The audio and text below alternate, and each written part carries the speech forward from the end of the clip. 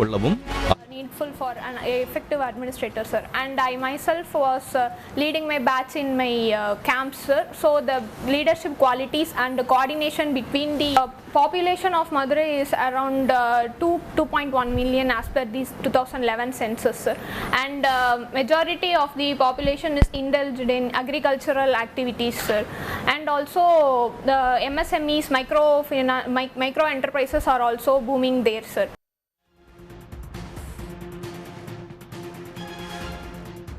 ஒன்றிய அரசு நடத்திய யுபிஎஸ்சி தேர்வில் தேசிய அளவில் 2ஆம் இடம் பிடித்து தமிழ்நாட்டு மாணவி சாதனை படைத்திருக்கிறார். நான் முதல்வன் திட்டத்தில் இவர் பயிற்சி பெற்றிருந்தார் என்பது குறிப்பிடத்தக்கது.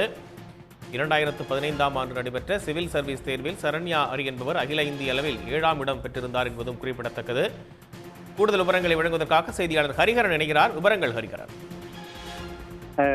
கிட்டத்தட்ட ஒரு 10 ஆண்டுகளுக்கு பிறகு யூபிஎஸ்சி சிவில் சர்வீஸ் தேர்வில் தமிழ்நாடு முதல் 10 இடங்களுக்குள்ளாக பிடிச்சிருக்கு. நான் முதல்வன் திட்டத்தின் மூலம் பயிற்சி பெற்ற மாணவி மதுரையை சேர்ந்த மாணவி ராஜேஸ்வரி யூபிஎஸ்சி தேர்வில் அகில இந்திய அளவில் 2ஆம் இடம் பெற்று சாதனை படுத்திருக்கிறார். மதுரை வாடிப்பட்டியை சேர்ந்த இந்த மாணவி தமிழ்நாடு அரசின் சிவில் சர்வீஸ் எக்ஸாமினேஷனுக்காக நடத்தப்படும் all India civil service examination coaching சென்டர்ல தங்கி படித்தவர். நான் முதல்வன் திட்டத்தின் மூலமாக பயிற்சி பெற்றவர் என தெரிவிக்கப்பட்டிருக்கு.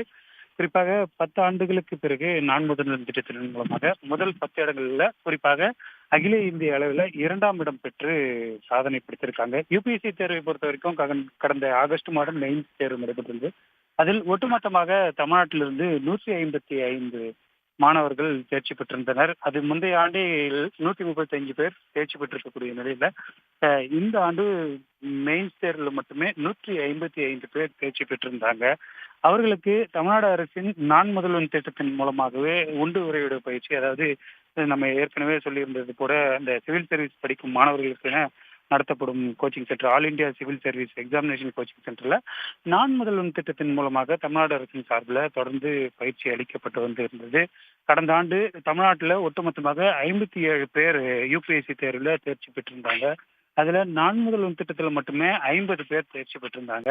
இந்த ஆண்டு தற்போது நமக்கு கிடைத்திருக்கக்கூடிய தகவலின்படி 55க்கும் மேற்பட்டோர் அல்லது 60க்கும் மேற்பட்டோர் நான் முதல்வன் திட்டத்தின் மூலமிருந்து தேர்ச்சி அடைந்திருக்கலாம் என்ற ஒரு வாய்ப்பும் தெரிவிக்கப்பட்டிருக்கு.